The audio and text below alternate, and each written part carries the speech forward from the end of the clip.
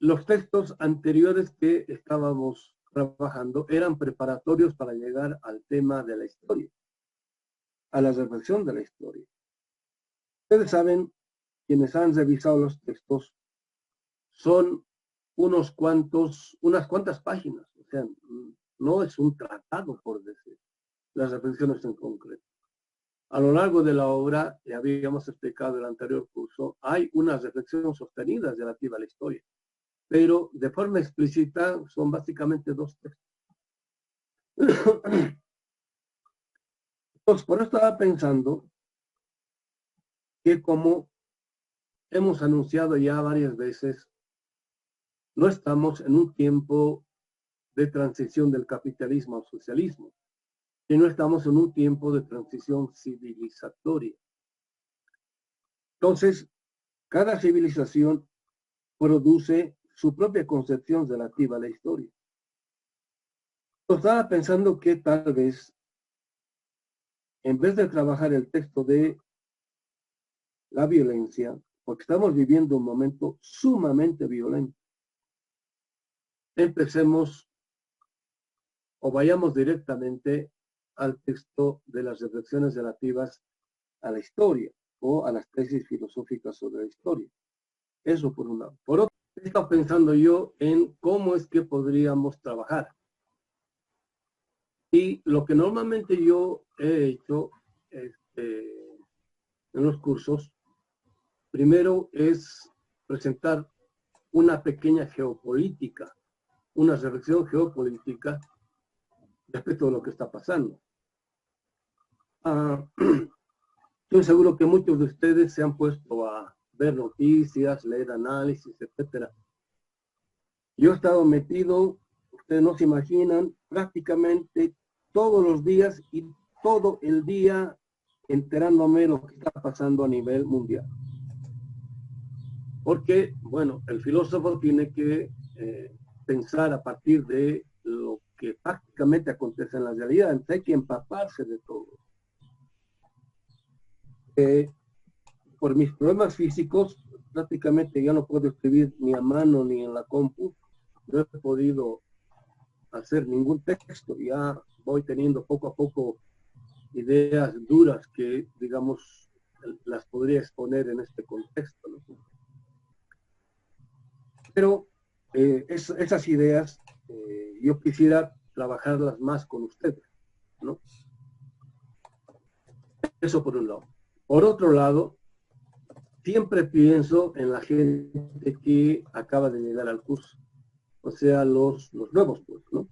Y también en la gente que no ha seguido nuestros cursos con, ¿cómo se llama?, con asiduidad, con continuidad, porque en nuestros cursos nosotros presuponemos, por ejemplo, los cursos que hemos hecho sobre Marx, por un lado, por otro lado, presuponemos la obra de Dussel, presuponemos la obra de Hinkelhammer, que los hemos trabajado muchos años, y lo nuestro en parte es una continuación, es una continuidad de ello, ¿no? Entonces, quienes no conocen nuestro pensamiento, pues se llevan algunas sorpresas, y para que no queden rezagados, entonces retomamos muchos temas que habíamos expuesto ya antes, pero que son necesarios volver a retomarlos para que haya una relativa continuidad. Quienes han estado en otros cursos anteriores a Benjamin saben de que nuestra reflexión relativa a Benjamin es novedosa por el tipo de ángulo que hemos estado imprimiendo a su lectura, y que en este contexto que estamos viviendo se ha estado profundizando, se ha estado radicalizando. La perspectiva que hemos asumido sigue dándonos muchos, pero muchos frutos. Especialmente cuando, por ejemplo, la entrevista que le hacen a Boaventura de Sousa relativa al COVID, creo que está en Russia Today, o si no en Telesur, en uno de los dos está. Después, la entrevista que, esto sí es en Telesur, le hacen a Ignacio Ramonet al respecto, o el artículo que ha publicado Zizek al respecto, ¿no? Ese tipo de análisis, por decir, nos muestra el plano o nivel en el cual la gente en general se está moviendo y que nosotros no es que no compartamos, sino que nuestro tipo de reflexión, por el carácter de la reflexión, por el nivel en el cual se está situando, siempre intenta elevarse un poco más allá de lo que ellos dicen. Entonces, para que los alumnos puedan captar eso, por eso es necesario a veces repasar algunas ideas o conceptos. Y por ello, para mí, es fundamental saber qué idea de Benjamin tienen los alumnos o por qué se están acercando, digamos, a un pensamiento como el de Benjamin para trabajar este tipo de ideas, porque ustedes saben, en otros cursos nosotros no nos limitamos a exponer el pensamiento de Benjamin, sino que a partir del pensamiento de autores como Benjamin o pensadores como Benjamin, nosotros tratamos de elevarnos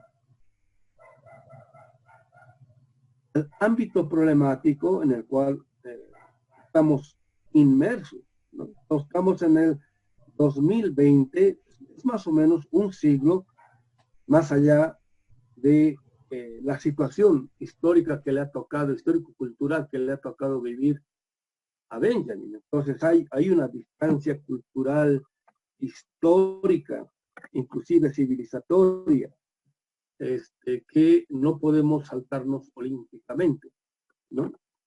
Entonces, por eso, para empezar a adentrar, por un lado, en el pensamiento de Benjamin, y por otro lado, en esta forma de trabajo, me siento así como elefante en trapecio, pues. Estoy enfrente de una pantalla. Y todavía no logro palpar la relación con los alumnos, ¿no? Entonces, me gustaría empezar, antes de hacer la pequeña revisión geopolítica, me gustaría escucharlos a ustedes el por qué Benjamin, o por qué se están metiendo a Benjamin, o para qué Benjamin, ¿no? Para, a partir de ahí, empezar a retomar algunos hilos en las reflexiones relativas a nuestro tiempo, porque ustedes van a ver, cuando tenemos otra visión de la historia, los problemas relativos al COVID aparecen de otro modo. O si no, la situación económica, política, y en este caso, de salubridad en la cual estamos sumidos, aparecen de otro modo. Y cuando aparecen de otro modo, ya no nos ubicamos en el plano en el cual están todos los analistas. Todos los analistas están aquí pensando en, por un lado, ¿de dónde ha surgido esta enfermedad? Y por otro lado, lo que se está haciendo. En el caso nuestro, cuando nos ubicamos en esta otra perspectiva, la problemática cambia. No solamente qué se está haciendo, sino qué podemos hacer nosotros para salir adelante de todo esto, porque, ojo, no sé si habrán escuchado nuestras últimas exposiciones. Empecé a decirlo el año pasado, en julio del año pasado, en Costa Rica, pero lo dije de modo contundente en Venezuela, en mi conferencia última del mes de diciembre. El poder imperial, ahora yo le llamo el Estado, el Deep State del Deep State. Ustedes saben, el Deep State del Estado profundo norteamericano había tenido otro más, que está más atrás. También le podríamos llamar el gobierno del 1% de la humanidad, estos riquillos, de los riquillos tipo Bill Gates y compañía, ¿no? Ya lo dije, algo que surgió a partir de varias reflexiones y análisis que aclarar es la diferencia entre análisis sociales y relaciones humanas. En los cursos anteriores ya hemos abundado bastante en la especificidad de las relaciones sociales que son modernas en sentido estricto. O el problema va a ser aclarar qué significa pensamiento crítico. Ahora los grandes críticos se han quedado, o sea, Habermas ha quedado pero bajo. Y supuestamente es el gran heredero de, ¿cómo se llama? La teoría crítica, ¿no? En los comentarios que ha hecho, bueno, le han publicado una entrevista en la cual él prácticamente ha dicho de que está pasando, ustedes saben, la desintegración de la comunidad europea. Él ha dicho que está pasando ese tipo de problemas porque no le han entendido a él. Imagínense. ¿No? Ya hemos mostrado varias veces de que la noción de crítica de Habermas parte por un lado de Weber y vía Weber de Kant. Ya no tiene nada que ver con Marx, ¿no? Sí. Entonces, por eso es que los críticos a la Habermas, por decir, tienen poco o nada que decir en acciones como esta. Por eso es retomar la noción de crítica, fundamental. Y ojo, Benjamin también parte de Kant, pero no se queda ahí. Por eso su relación no solamente con Marx, sino con el misticismo judío, ¿no? Pues ahí hay un giro. Son una serie de matices. Ustedes van a ver que cuando uno capta el matiz, está del otro lado. Y se ve una idea de el escenario que voy a tener, el público que voy a tener, el auditorio que voy a tener enfrente. Ahora me estoy sintiendo un poco mejor. Ya no me siento solo enfrente de una pantalla. ¿Sí? Por escucharlos ustedes ya más o menos me imagino el tipo de interlocutor. Me parece que vas a tener un buen curso porque todo lo que he escuchado es de gente que está centrada, no es un acercamiento romántico en el sentido pésimo de la palabra, sino más o menos reflexivo y con intencionalidad crítica. Entonces, a partir de lo que han dicho ustedes, voy a intentar aclarar algunos conceptos y algunas categorías que van a ser guía en nuestro curso. En el caso de Benjamin, tener del modo más claro posible el nivel en el cual tu pensamiento se ubica es fundamental. Esto tiene que ver con la primera intervención, la relación, yo le llamo entre análisis y reflexión, ¿no? En el curso de Marx, nosotros hemos mostrado bien, con mucho argumento, que también en el de Bloch, la dialéctica de Hegel es de 3 niveles. El nivel de la conciencia, el nivel de la autoconciencia y el nivel de la razón, ¿no? Entonces, el pensamiento en general se mueve en esos 3 niveles. Parte siempre del primer plano, de esa de la conciencia, que es el que alude al pensamiento habitual o cotidiano, cuya especificidad se desarrolla o desenvuelve en el plano del análisis. Es el tipo de conocimiento que está apegado a los hechos. Siempre está buscando pruebas, lo cual está bien, no está mal. Y esto en el ámbito donde aparecen todo tipo de diferencias, porque los hechos o los fenómenos múltiples y diversos no se dan o no se exponen del mismo modo, ¿no? Hegel dice que el pensamiento, que la especificidad del pensamiento dialéctico es no quedarse en ese plano, sino elevarse hacia lo que está escondido o presupuesto en el plano o nivel del aparecer de los fenómenos o de los hechos. A eso le llama autoconciencia, cuya especificidad de pensamiento es el plano de la reflexión. Por eso insisto, nosotros no podemos movernos solamente en el plano del análisis. De ahí hay que elevarse inmediatamente al ámbito de la reflexión. En el ámbito de la reflexión, en el lenguaje de Marx, descubrimos qué es aquello que está detrás del fenómeno, en este caso detrás de la cosa, detrás de la mercancía. Siempre descubrimos relaciones humanas, ¿no? Y ahí es donde nos aparece el ser humano. Siempre está lo humano detrás de todo tipo de fenómeno o hecho que nos aparece inmediatamente ante los ojos. Pero hay un tercer nivel al cual normalmente no se accede y es parte del pensamiento dialéctico, que es el ámbito de lo que sea el pensar, al cual le llama Hegel el ámbito de la razón.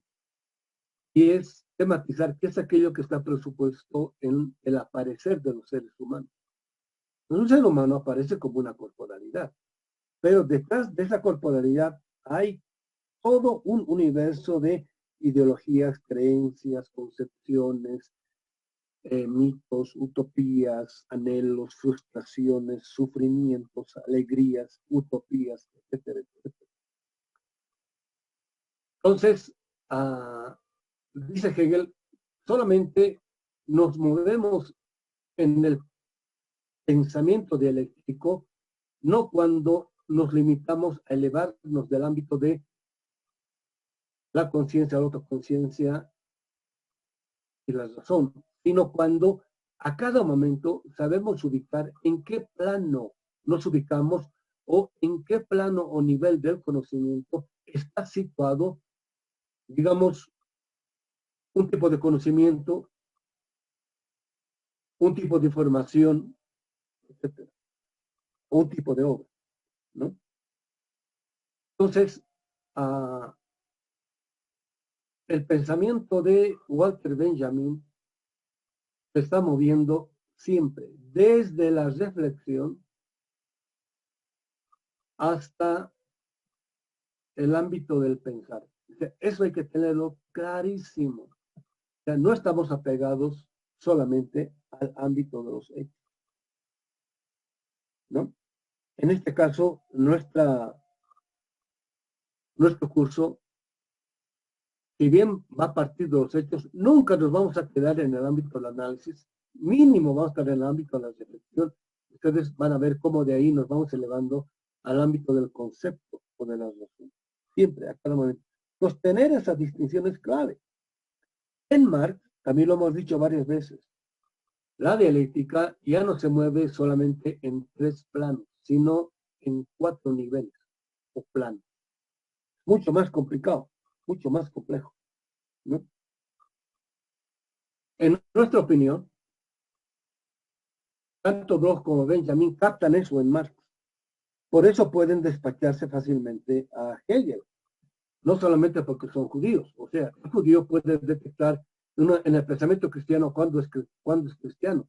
Inclusive en el pensamiento secular, cuando siendo secular sigue siendo cristiano. Se puede dar perfecta cuenta.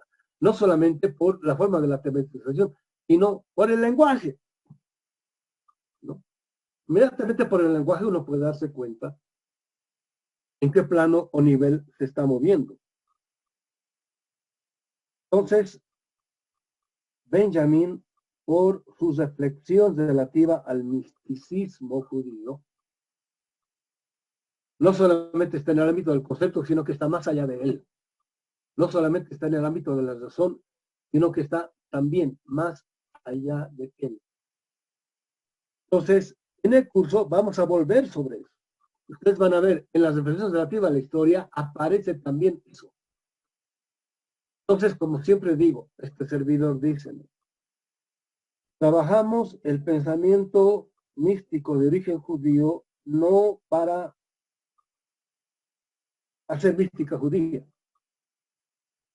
sino para ver cómo podemos, en diálogo con el misticismo judío, dialogar con el pensamiento místico presupuesto en los pueblos originarios de nuestro continente. Y que ahora, durante todo este tiempo, he estado viendo cualquier cantidad de documentales de la India y de la China y de los países en torno de la cultura china, del Tíbet, etcétera, etcétera. Y hay tantas cosas similares. Por ejemplo, los 4 niveles del pensamiento se dan en toditos.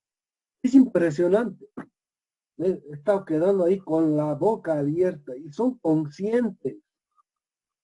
Tanto los hindúes, los tibetanos, los chinos, de todo esto, son conscientes, ¿no? A partir de esto, les suelto un pequeño input. Fíjense, supuestamente el problema empezó en la China, el de la COVID.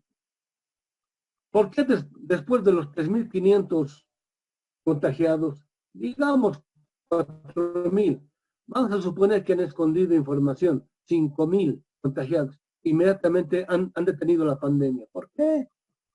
En España y en Italia no han podido detenerlo. Imagínense en los Estados Unidos. Han pasado en 1.200.000. No pueden detenerlo. ¿Por qué?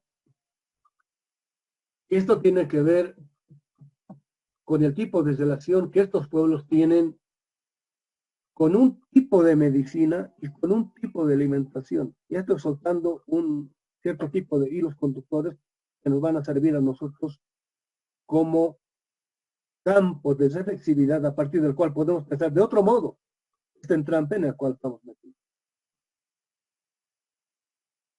Entonces, la modernidad se enfrenta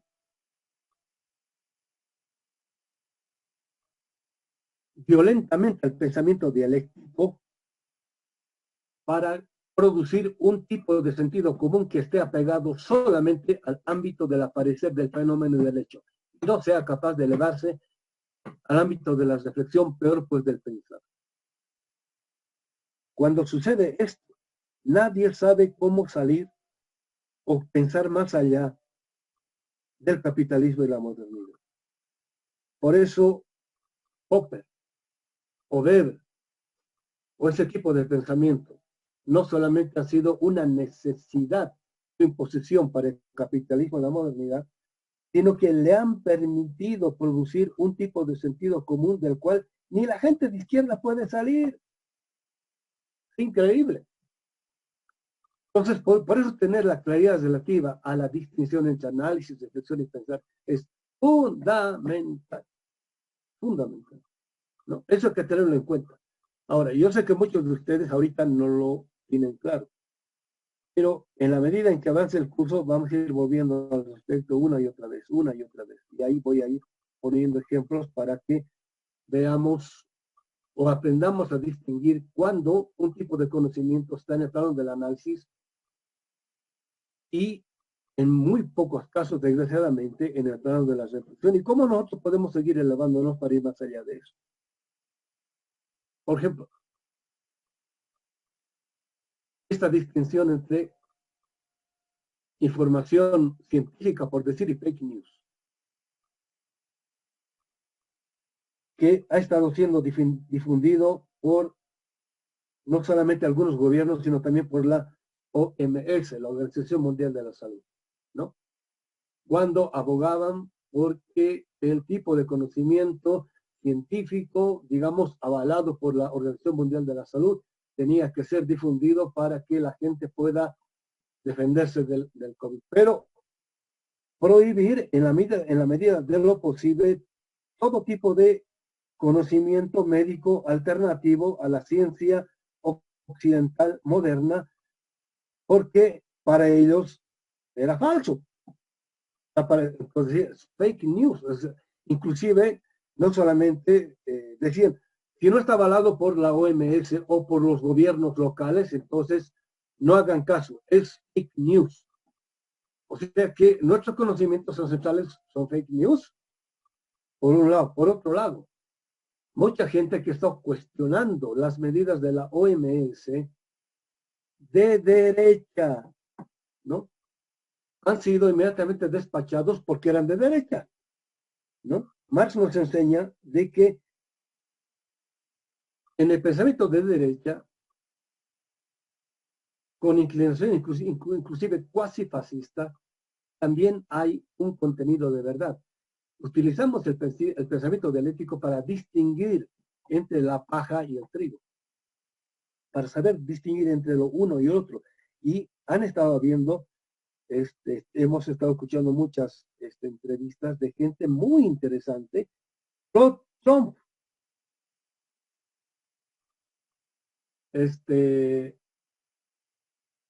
Y que porque es gente pro Trump, Donald Trump, mucha gente de izquierda, no, son fake news. No, hay que saber distinguirlo uno, hay que tener criterios de orientación para saber distinguir dónde está lo verdadero, dónde está lo falso. Porque mucha gente de izquierda también está circulando conocimiento falso y no es tomado como fake news porque está avalado por la Organización Mundial de la Salud, porque apoya las medidas de la Organización Mundial de la Salud. ¿Cómo vamos más allá de eso? Distinguiendo del modo más claro lo que significa análisis, reflexión y pensar. Entonces, a eso hay que darle vueltas varias veces, compañeros, ¿no? Creo que vamos a más o menos intentar hacer. El caso de la estética en, ¿cómo se llama? En Benjamin. Es interesante, ¿no? Ustedes saben, quienes han leído la biografía de Benjamin, su padre era un vendedor de obras de arte, ¿no? O sea que desde muy chavo, Benjamin ha estado ligado a la dimensión estética de la realidad, ¿no? Entonces, por eso en parte él, digamos, llega a todo esto vía estética. Lo interesante es que al final de su vida, toda su reflexión estética pasa a segundo plano. Por un lado se vuelve política y por otro lado ronda, colinda, no solamente con reflexiones relativas a otra comprensión de lo que sea la historia, sino a reflexiones místicas que trascienden no solamente lo estético, sino también lo político y hasta histórico. En los niveles en los cuales se mueve, digamos que sería el cuarto nivel, en el caso del pensamiento dialéctico de Marx, he dicho varias veces que es una secularización de la mística judía, pero varias místicas tienen o plantean el conocimiento en estos cuatro niveles. Y ojo, el pasaje de un nivel a otro no es intelectual, es existencial. Vamos a volver sobre eso varias veces.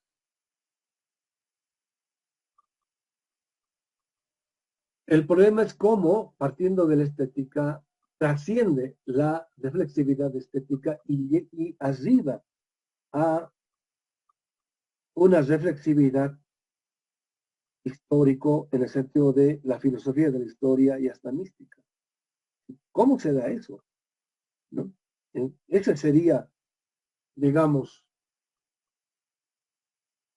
el tema que centralmente vamos a tocar. No recuerdo bien el nombre del autor, pero el libro se llama El Ángel de la Historia. He comentado varias veces ese texto del anterior semestre. Quienes no han leído el libro, léanlo. Inclusive subimos el texto en PDF. Stefan Moses. Moses. Stefan Moses. Van a disculpar, yo soy pésimo en fechas y en nombres. Suelo olvidarme a menudo. Stefan Moses, el autor, está en internet el libro. Tiene 3 capítulos o 3 partes, una dedicada a Rosenzweig, la otra a Scholem y la otra a Benjamin. La parte de Benjamin, léansela, es muy buena, muy buena. Entonces ahí él muestra esto también, de otro modo. Y Stefan Moses es un judío que está enterado de los problemas. Ojo, no es suficiente con ser judío para estar enterado de los problemas. Horkheimer era judío y no tenía la más remota idea de los problemas que estaba trabajando Benjamin. Es más, hasta los despreciaba. Entonces, ese tipo de cosas también hay que saber ubicarlas. Cuando uno se mueve en el ámbito de lo que sea el pensar, sería el tercer nivel, o el ámbito de la mística tiene que saber que se está ubicando más allá de las relaciones humanas entendidas como sociales. Todos nuestros cursos de Marx han servido para mostrar de que Marx, cuando hace una crítica del capitalismo, la crítica del capitalismo implica inevitablemente hacerle la crítica al tipo de relaciones humanas que ha producido el capitalismo, que le llama relaciones sociales. Son relaciones sociales entre individuos y egocéntricos, ególatras, a las cuales Marx le hace una crítica mortal, porque no tiene nada que ver con las relaciones comunitarias, que para él serían las estrictamente humanas. Entonces, en el plano de la reflexividad o del pensar más que todo y del pensamiento místico, saber distinguir cuando estoy en el plano de las relaciones sociales o en el plano de las relaciones humanas es fundamental. Y aquí la distinción entre comunidad y sociedad es fundamental. Vamos a volver también al respecto y en la tesis de la historia va a volver a aparecer el tema. Porque Benjamin se enfrenta a eso. Sufre las relaciones sociales. Sufre el egoísmo propio del individuo de la sociedad moderna. El otro día, no sé si está conectado el compañero colombiano que fue a México para nuestros cursos. Él decía algo que todo extranjero en tanto inmigrante sufre o ha sufrido. Que cuando llega de visita o de alojado a una casa, a un hogar moderno, llega como el muerto. Al tercer día ya está apestando. ¿No? Sí, aquí ese es el, ¿cómo se llama? El hogar o la relación social propia de una familia de tipo moderno. ¿No? En las relaciones comunitarias, ser un hospedador o tener un huésped es un honor. En el lenguaje de Abraham Avinu, cuando uno recibe a un extranjero, es como si fuese un enviado de Dios. Completamente diferente al modo como un extranjero llega a un hogar o a una casa en el mundo moderno. A mí, este servidor, eso me ha tocado vivir en veces, ¿no? Y Benjamin ha sufrido eso. Ha sufrido eso. Por eso es un crítico mortal de las relaciones sociales. ¿No? Entonces, eso hay que tenerlo clarísimo. ¿No? Uno no puede confundir lo humano con lo social. La relación social es una perversión de la relación humana producida por el capitalismo y la modernidad. De eso hay que tener claridad. Entonces, el ámbito utópico que a gritos está presuponiendo la reflexión de Benjamin es el ámbito comunitario o humano en sentido estricto. Por eso su relación con lo místico, el misterio que es o que está escondido, yo por supuesto, en todo ser humano. Lo mismo diría del ámbito de la literatura. Ya, bueno, he estado viendo cierto tipo de documentales, ¿no? Yo estoy segurísimo que Benjamin también estaba anotizado al respecto, cómo es que los antiguos libreros,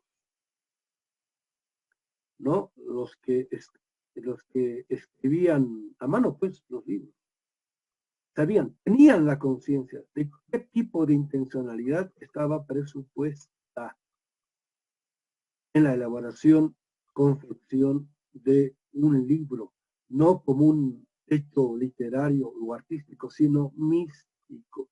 Inclusive he estado haciendo reflexiones relativas a la arquitectura europea. Ustedes hagan un rastreo. Las grandes construcciones europeas surgen después de las cruzadas. ¿No? Antes de eso son literales bárbaros. ¿Y por qué son construcciones hermosas? ¿Por qué? Porque aprenden de los musulmanes el misterio que está presupuesto en la construcción de una representación óntica de lo que es el universo. Por eso ser mamposterones entonces no es cualquier chingaderita, por decir en sentido mexicano. Pero con la literatura pasó, y por eso yo soltaba como anécdota, ¿no? Y hasta ahora lo sostengo. Benjamín se mandaba a hacer su propio papel.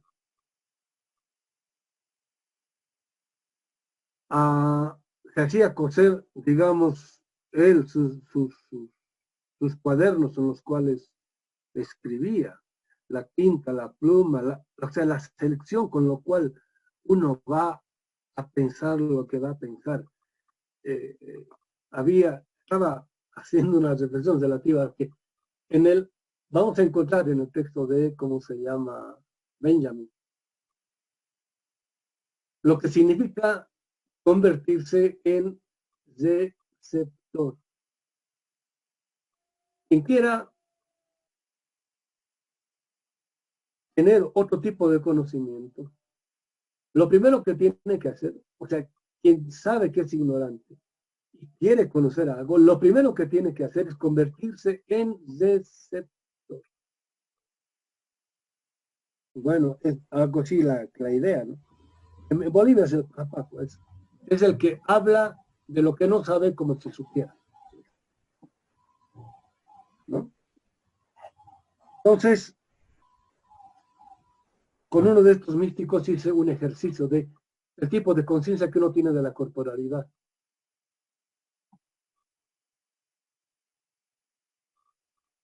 Lo que yo tardaba en hacer un recorrido por toda mi corporalidad con la conciencia, si ustedes quieren con el cerebro o con la mente, yo tardaba como 5 o 7 minutos.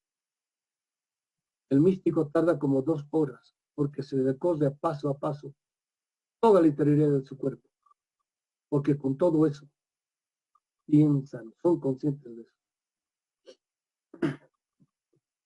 ¿no? Y nosotros despreciamos todo eso. Somos inconscientes. Somos inconscientes.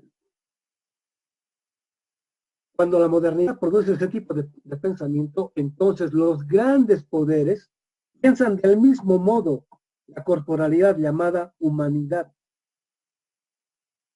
Totalmente inconsciente, ignorante de lo que seamos los pueblos, ignorados, desconocidos, condenados, humillados, vejados, etcétera, etcétera, a cada momento. Por eso el pensamiento crítico ahora empieza desde todos esos momentos negados. Por eso hablo de los pueblos originarios. Pero no como humanidad en general abstracta, sino como movimiento molecular. Para que todas nuestras células puedan vivir, tienen de algún modo que estar conectadas con el cerebro. Hay un grado de relación. Y esa conexión se la ha perdido.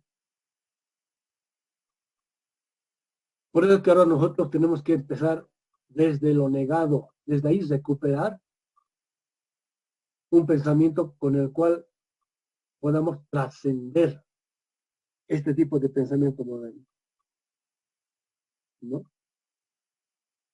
En sentido formal, surge con Descartes. Es el más inconsciente de los inconscientes. Fíjense la barbaridad que estoy diciendo.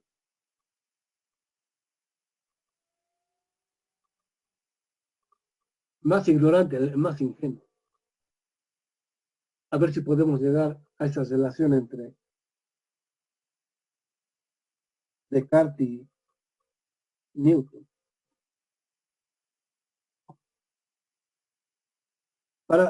Quisiera terminar con esta reflexión. Como ese tiempo que no doy clase también ya me estoy agotando. Compañeros decía que hay que trabajar Benjamín o quien quiere trabajar Benjamín para lograr la emancipación. Nosotros hemos hecho varias veces una reflexión relativa a la distinción entre emancipación y liberación. ¿no? El pensamiento emancipador es aquel pensamiento que piensa cómo salir de una forma de dominio. ¿Ya? En ese sentido, el pensamiento moderno es un pensamiento emancipador, porque sale de una forma de dominio. Pero no se da cuenta o no piensa la posibilidad de que el salir de una forma de dominio pueda devenir en otra forma de dominio más sofisticada. Por eso es que la modernidad avanza de emancipación en emancipación, o sea, de una forma de dominio a otra forma de dominio. Evidentemente tiene su momento clásico. Su momento clásico es el momento de la emancipación, en el cual, digamos, se libera. Entonces, el pensamiento liberador toma conciencia de esto y lo que se plantea inmediatamente no es solo salir de una forma de dominio o emanciparse de una forma de dominio, sino que emancipándose de una forma de dominio sea capaz de no devenir en otra forma de dominio, ¿no? Pero en el curso de la reflexión descubrimos, gracias, bueno, al principio es en Rosenzweig, ¿no? Yo creo que alguna vez vamos a tener que hacer un pequeño seminario también de Rosenzweig, pero aparece en Bloch y en Benjamin el problema de la redención. ¿Qué quiere decir esto? Para producir una emancipación en perspectiva liberadora, y ahora diría decolonial. Fíjense, la primera vez que estoy utilizando la palabra. Primero, nosotros como seres humanos, ¿no? Es un poco lo que vamos a ir aclarando poco a poco. Son conceptos complicados. O sea, no espere a que se le aclare con una explicación. Vamos a volver varias veces. Okay. Es un concepto que lo estoy trabajando hace un año más o menos, ¿no? Pero vamos a ver. Entonces, compañeros,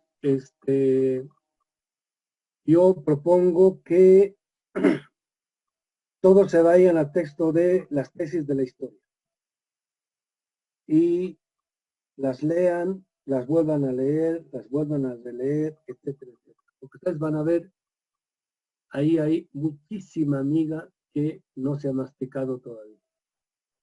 Esa sea la lectura, ¿cómo se llama? Fundamental que vamos a tener.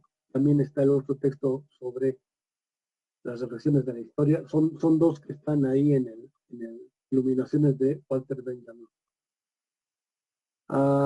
Y el librito este que decía el del ángel de la historia, la parte de